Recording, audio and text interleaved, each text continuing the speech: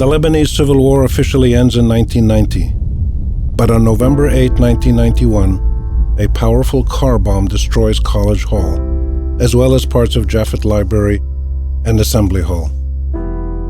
The laying of a new cornerstone in 1992 launches the reconstruction of College Hall. On August 7, 1997, the bell, undamaged by the explosion, rings out for the first time in 6 years. There was this feeling that because of the Civil War, AUB had kind of drifted out of mainstream academia, had lost its visibility. It was kind of chaos.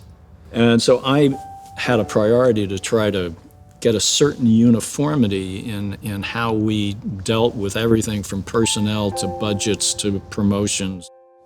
This was pre-internet times and pre, the airport and the whole postal system, the whole shipping system did not work at that time. That process was not easy for everybody.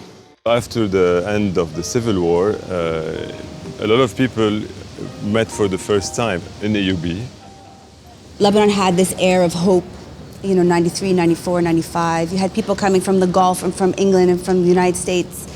And we found each other here. It was a freshman class of everyone being here for the first time. It was just the most amazing experience. I think if I had to put it in concrete terms, it was being responsible for this community,